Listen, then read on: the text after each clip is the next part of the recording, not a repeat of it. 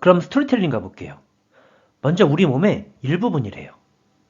다음에는 스스로 생각할 수 있다네요. 그리고 8등신이 되려면 작아야 한대요. 이것은 과연 무엇일까요? 머리죠. 그럼 이 한자 뭐라고 읽을까요? 정답은 혈이에요. 따라서 이 한자는 머리혈이에요.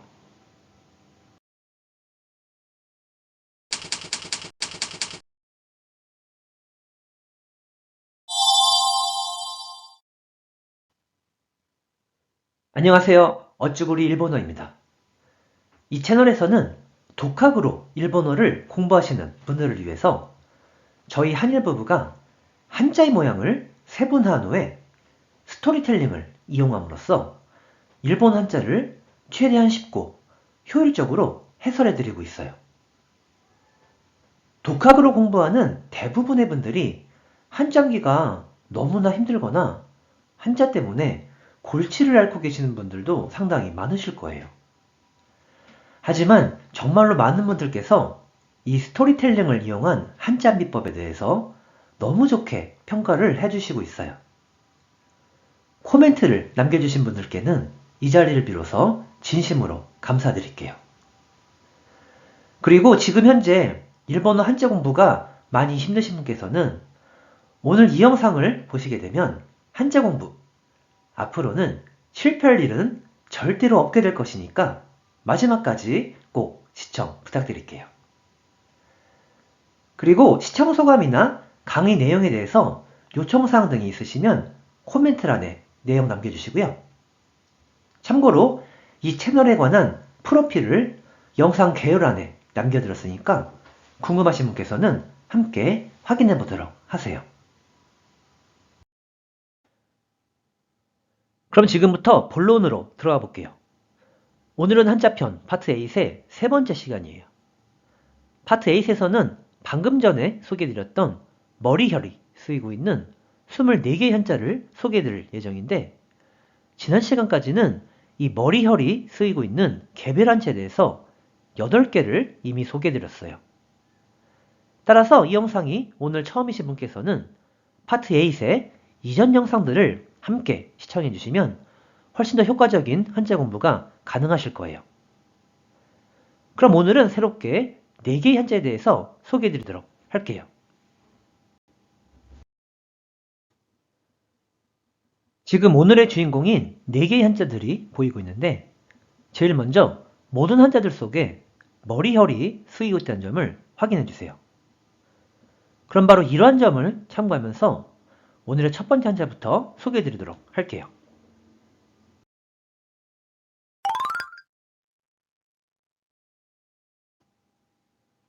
먼저 한자 모양부터 볼게요. 이 한자는 모양을 세분화해보면 오른쪽에는 머리혈이, 왼쪽에는 오를시가 와 있어요.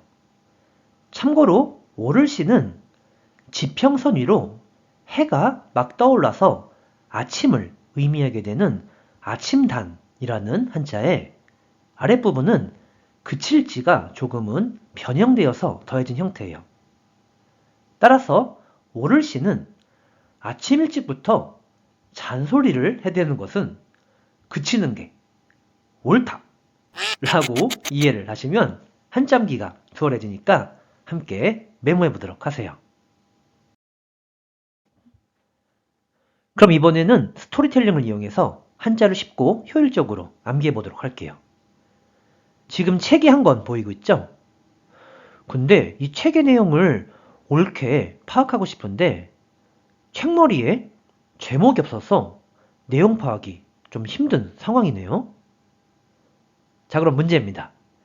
이와 같이 책의 내용을 옳게 파악하기 위해서는 책머리에 무엇이 있으면 좋나요? 제목이 있으면 좋죠? 따라서 이 한자는 제목체라는 한자가 됩니다. 이번에는 제목체에 대한 일본어 발음을 원어민 발음으로 확인해 보도록 할게요. 먼저 뜻으로는 발음이 없고 음으로만 다이, 다이, 라고 발음해요. 그럼 이 한자의 대표적인 음독어휘를 소개해 볼게요. 問題、問題、 문제가 되고 다음에는 話題、話題、 화제가 되고 다음에는 課題、課題、 과제라는 어휘가 돼요. 그럼 이번에는 이 모든 어휘들을 가지고 일본어 예문도 한 가지 만들어 볼게요. 話題の問題を解決したら新しい課題が出てきた。話題の問題を解決したら新しい課題が出てきた。 화제의 문제를 해결했더니 새로운 과제가 나왔다 라는 문장이 됩니다. 이렇게 해서 제목체에 대해서는 마치는 것을 하고 그럼 오늘의 두 번째 한자로 가보도록 할게요.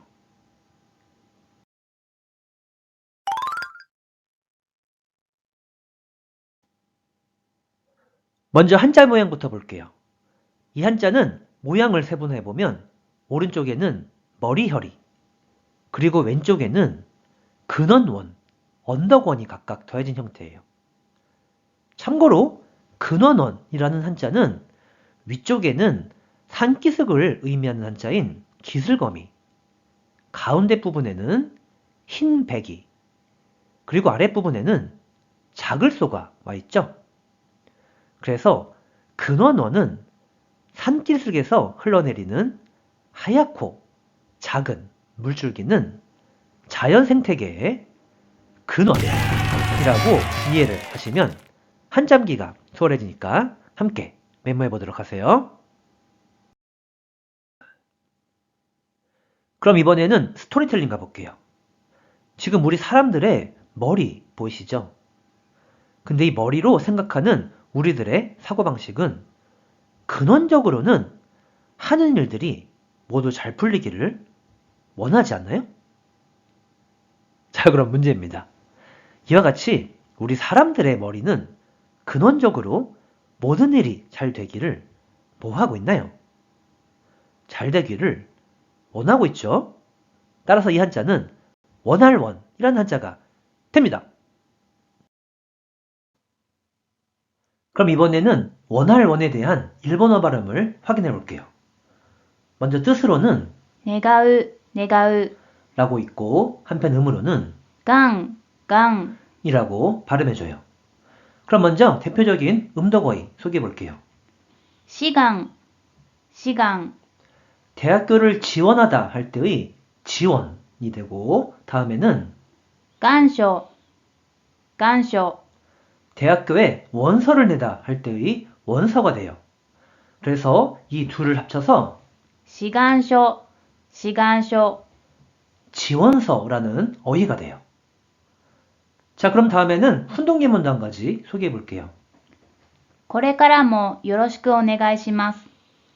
これからもよろしくお願いします。 앞으로도 잘 부탁합니다 라는 문장이 되는데 이와 같이 요로시쿠 오네가이시마스 라는 문장은 잘 부탁해요 라고 하는 너무나도 자주 쓰이는 일본어 회화 표현이 되니까 함께 메모해 보도록 하세요. 이렇게 해서 원할원에 대해서는 마치는 것으로 하고 그럼 오늘의 세 번째 한자로 가보도록 할게요.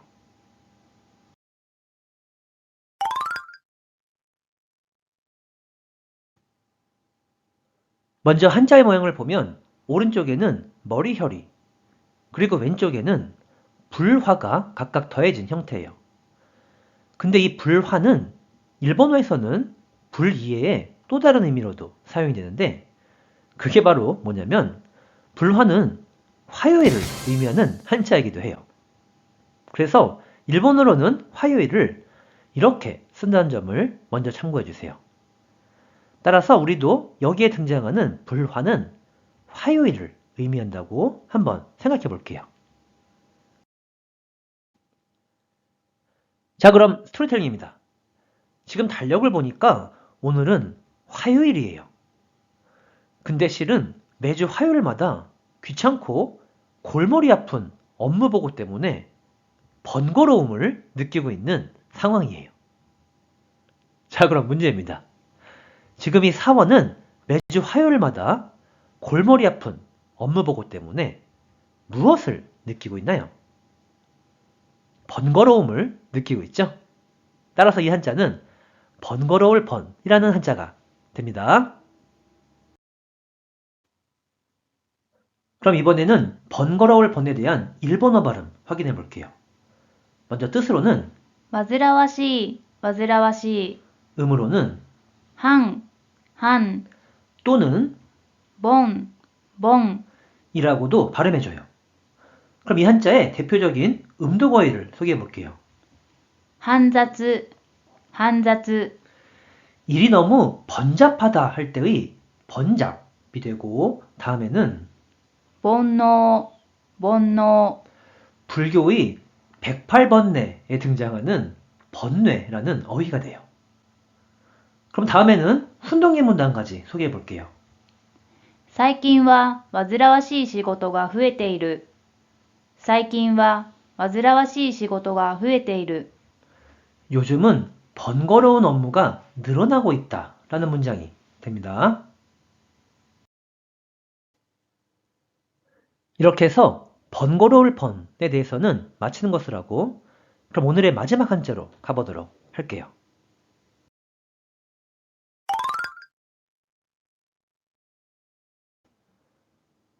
먼저 한자의 모양을 보면 오른쪽에는 머리혈이 그리고 왼쪽에는 손님객이 각각 더해진 형태예요. 참고로 손님객의 모양을 보면 윗부분은 집을 의미하는 한자인 집면이 와 있고 아랫부분은 각자각이 와 있어요. 따라서 손님객은 가게집에 각자 찾아드는 손님이라고 이해를 하시면 한장기에 도움이 되니까 함께 메모해 보도록 하세요. 그럼 이번에는 스토리텔링 가볼게요. 지금 머리가 지끈지끈 아파와서 두통약을 찾고 있는 여성 보이시죠? 근데 이처럼 불청객 같은 두통이 찾아오면 우리는 열이 있지 않나 하고 이마를 짚게 되죠. 자, 그럼 문제입니다.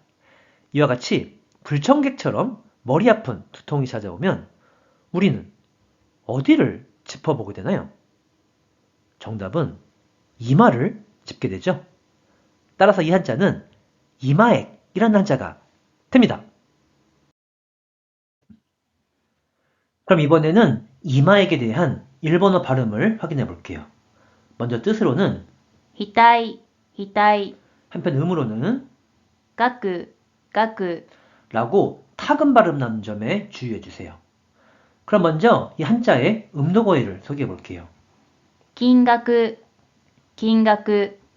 금액이 되고 다음에는 価格、価格。 우리말로는 가액이 되는데 값이나 가격을 의미하는 어휘가 돼요. 그럼 다음에는 훈동예문도 한 가지 소개해 볼게요. 額のことを日本語ではおでことも言う。額のことを日本語ではおでことも言う。 이 말을 일본어로는 오데꼬라고도 한다 라는 문장이 되는데 실제로 일본어 회화에 있어서도 이마라는 표현은 이 오데꼬라는 어휘를 훨씬 더 자주 사용하니까 이 점도 함께 메모해 보도록 하세요. 이렇게 해서 한자편 파트 8의 세 번째 시간을 함께 해봤는데 어떻게 일본어 한자 공부에 도움이 되셨나요? 그럼 간단하게 오늘 소개해드린 내용에 대해서 내용 정리해볼게요. 먼저 첫 번째 한자는 책의 내용을 옳게 파악하기 위해서는 책머리에 제목이 있으면 좋다고 했었죠? 그래서 제목체가 되었고 뜻으로는 발음이 없고 음으로만 다이, 다이로 발음한다고 했어요. 두 번째 한자는 사람의 머리는 근원적으로 모든 일이 잘 되기를 원한다고 됐었죠? 그래서 원할원이 되었고 뜻으로는 내가우, 내가우, 음으로는 강, 강으로 각각 발음한다고 설명드렸어요. 세 번째 한자는 매주 화요일에는 골머리 아픈 업무 보고 때문에 번거로움을 느낀다고 했죠?